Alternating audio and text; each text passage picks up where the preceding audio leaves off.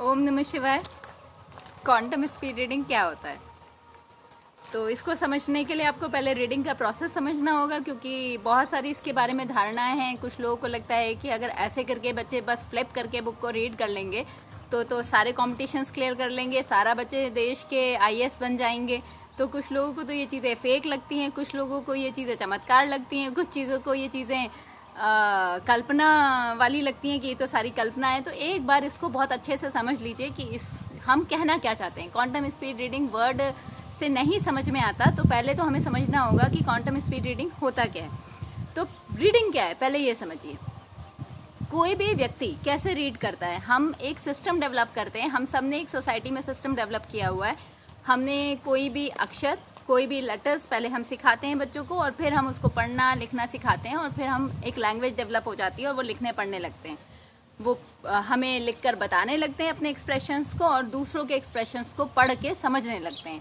तो ये एक हमारा सोसाइटी का सिस्टम है। अब इसमें ये बात आती है कि जब भी कोई बच्चा पैदा होता है, उसको कोई भी लैंग्वेज नहीं आती, चाहे उसकी मदर टंग हिंदी है, चाहे इंग्लिश है, चाहे तेलुगु है, चाहे तमिल है, चाहे कन्नड़ है, चाहे गुजराती है, चाहे बंगाली है, कुछ भी है, लेकिन वो तो कोई भी लैंग्वेज नहीं जानता। लेकिन वो बिना जाने, बिना पढ़े, बिना सीखे, बिना लिखे कैसे वो किसी लैंग्वेज को सीख लेता है? बस सुन सुन के ही कैसे सीख लेता है? उसे पता कैसे चलता है कि बैठ जाओ का मतलब है बैठ जाना, खड़े हो जाओ का मतलब है खड़े हो जाना? मतलब पता कैसे चलता है इस चीज़ को? वो कैसे समझता है? क्योंकि जब वो पैदा होता है वो तो ज़ीरो है, उसे तो कुछ भी नहीं आता।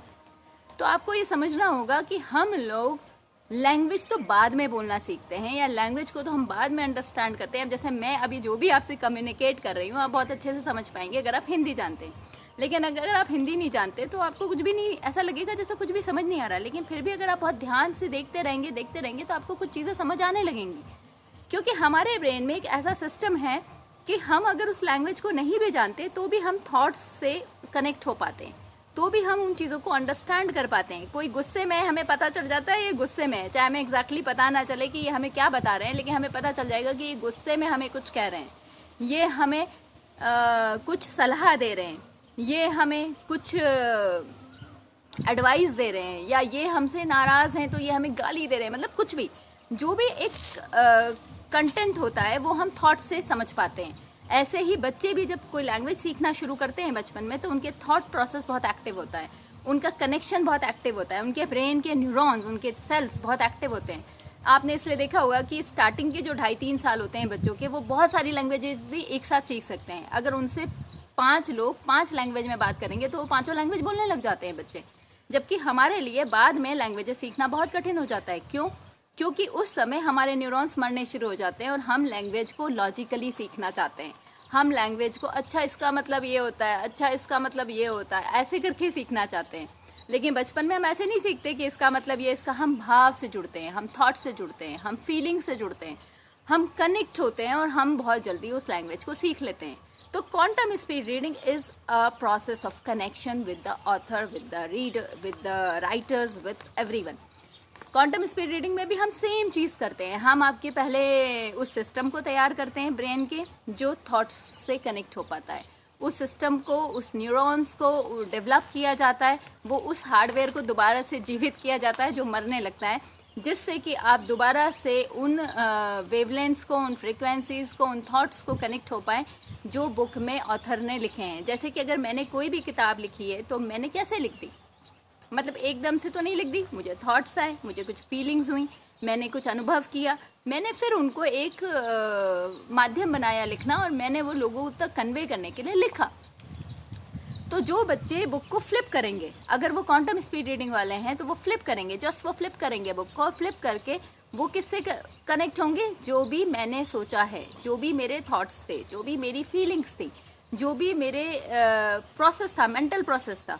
और इसलिए उनको पता चल जाएगा कि उस बुक में मैंने क्या क्या बताया है, क्योंकि मैंने भी उन चीज़ों को कहीं ना कहीं देखा है, समझा है, फिर मैंने लिखा है।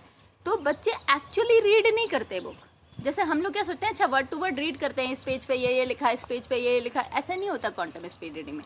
क्वांटम स्पीड रीडिंग में उनको पूरी मूवी दिखती है। कुछ बच्चे इतने एडवांस लेवल पे जो चले जाते हैं, उनको पूरा 3D में दिखता है जो भी बुक में लिखा हुआ है। उनको पूरा विजुअल्स आते हैं, उनको पूरा एनिमेशंस आते हैं, जैसे कि हम कार्टून्स देखते हैं, जैसे कि हम मूवीज़ देखते हैं, हम भी एक पर्दे पे देखते हैं ना किसी की। आपने जो भी मूवी देखी वो किसी की तो धारणा है ना, किसी की तो स्टोरी है ना, किसी की तो कल्पना है। तो आपने उसको बड़ी जल्दी मूवी को देखा और आपने समझ लिया कि अच्छा ये बताना चाहते हैं, और आपको वो याद भी हो गया और आपने उसको दूसरों को भी बता दिया। तो ऐसे ही जो क्वांटम स्पीड रीडिंग वाले बच्चे हैं, जब वो बुक को फ्लिप करते हैं तो उस राइटर ने जो भी समझा, जो भी सीखा, जो भी बताना चाहा, वो उसको एज अ मूवी देखते हैं, और उस मूवी में वो उन चीज़ों को बहुत अच्छे से समझ पाते हैं, वो उन चीज़ों को बहुत अच्छे से ग्रहण कर पाते हैं, और बहुत ही अच्छे तरीके से फिर वो एक्सप्लेन भी कर पाते हैं। इवन कुछ बच्चों को टेस्ट आता है, साउंड्स आते हैं, उनको उसमें स्मेल्स आती हैं, मतलब सब कुछ उनको पता चलता है, अनुभव होता है जो भी उस बुक में दिया गया है। तो क्वांटम स्पीड रीडिंग एक ऐसा मेथड है जिससे आप 200 पेज हो, चाहे 500 पेज हो, चाहे 1000 पेज हो, आप उन पेजेस को जस्ट फ्लिप करके कनेक्ट हो पाते हैं उसके थॉट प्रोसेस से, और इसीलिए उस राइटर ने जो एक्चुअली उस बुक में बताना चाहा है वो आप समझ पाते हैं। अब इसका फ़ायदा क्या होगा, इसका पढ़ाई में क्या फ़ायदा हो सकता है? तो देखिए, पढ़ाई में अगर आप नंबर्स के पॉइंट ऑफ व्यू से देखते हैं तो कोई फ़ायदा नहीं हो सकता, क्योंकि नंबर्स तो तब मिलते हैं जब आप एज इट इज़ लिख देते हैं या फिर एज इट इज़ उनको समझा पाते हैं। अगर आपकी राइटिंग एबिलिटी अच्छी नहीं है, आपकी एक्सप्रेशन एबिलिटी अच्छी नहीं है, आपकी स्पेलिंग्स गलत होती हैं, आपको नहीं लिखना आता, तो शायद आप नंबर ना ले पाएँ। लेकिन वैसे क्या फ़ायदा होगा? वैसे ये फ़ायदा होगा कि आपकी एक तो इंटरेस्ट बढ़ जाएगा, आपको बहुत मज़ा आने लगेगा पढ़ाई में, क्योंकि आप अब देख रहे होगे उन चीज़ों को जो किताबों में लिखा हुआ है। कुछ बच्चों को रीडिंग नहीं अच्छी लगती, लेकिन उनको वो चीज़ें देखने में अच्छी लगती हैं, वीडियोस के माध्यम से अच्छी लगती हैं। फिर जब वो देख लेते हैं, जैसे आपने कोई मूवी देख ली, अब आप उसकी स्टोरी भी पढ़ते हो तो आपको तुरंत सारी चीज़ समझ में आ जाती है, क्योंकि आप उसे देख चुके हो। तो जब वो आप उसे 3D में देख चुके हो और आप उस बुक को पढ़ते हो तो आपको बहुत ईजीली समझ में आ जाती है, और आपको किसी ट्यूटर की, टीचर्स की बहुत बार बार ज़रूरत नहीं पड़ती कि अब ये भी समझाओ, ये भी समझाओ, ये भी समझाओ। आपने किसी भी चीज़ को एक्सप्लेनेशन से आप इतना नहीं समझ पाते जितना आप देख कर समझ पाते हैं। तो इसलिए वो बच्चे बहुत आसानी से कंटेंट को समझ लेते हैं, पहली चीज़। दूसरी चीज़ कि उनका इंटरेस्ट बढ़ जाता है। थर्ड थिंग कि वो दूसरों को ज़्यादा अच्छे से एक्सप्लेन कर पाते हैं, उनके वो चीज़ें फोटोग्राफिक मेमोरी में और उनके जो दिमाग में हैं वो स्टोर इजीली हो जाती हैं, वो जब चाहें उसको रिट्रीव करके लोगों को बता सकते हैं। जबकि लिखा हुआ या रटा हुआ तो भूल जाते हैं, क्योंकि वो लॉजिकल ब्रेन में रहता है। लेकिन इसको क्योंकि आपने एक तरीके से फील किया है, अनुभव किया है, जैसे कि अगर आपने आम की खुशबू को फील किया है तो आप आज भी समझ सकते हैं कि आम की खुशबू कैसी होती है। टेस्ट को फील किया है, आपको पता है कैसी होती है। लेकिन अगर सिर्फ आपको किसी ने लिखा हुआ दिया होता कि mango is sweet in taste, ये तो शायद आप नहीं बता पाते। तो ये बहुत बड़ा, ये अनुभव में आ जाती है वो चीज़। इसलिए क्वांटम स्पीड रीडिंग एक बहुत बड़ा वरदान है। ऐसे न्यूरॉन्स सेट बनाना, ऐसा आपके ब्रेन में एक सिस्टम बनाना जो चीज़ों को अनुभव कर पाए बेटर तरीके से। इससे कंसंट्रेशन बहुत इम्प्रूव होता है, क्योंकि बहुत सारे सेंसेस आपके एक जगह पर लग जाते हैं। तो कंसंट्रेशन के लिए ये बहुत इंपॉर्टेंट है।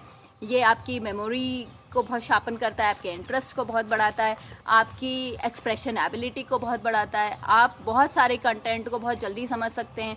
आप कई सारी किताबों को फ्लिप करके, इवन दूसरी भाषाओं की बुक्स को भी फ्लिप करके जान सकते हैं कि राइटर क्या क्या बताना चाह रहे हैं या इस बुक में क्या क्या एक्सप्लेन्ड है।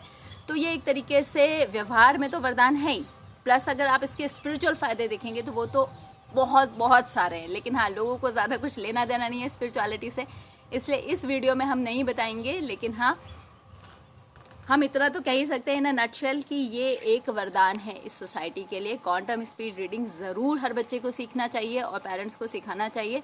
इससे जो आपकी लाइफ है वो पूरी तरीके से चेंज हो जाती है। आपको इतनी जल्दी इतना कंटेंट समझ में आने लग जाता है, और नॉलेज इज़ एवरीथिंग। अगर आप जितनी ज़्यादा नॉलेज लेते जाएंगे आप उतने ही महान बन पाएंगे इन फ्यूचर।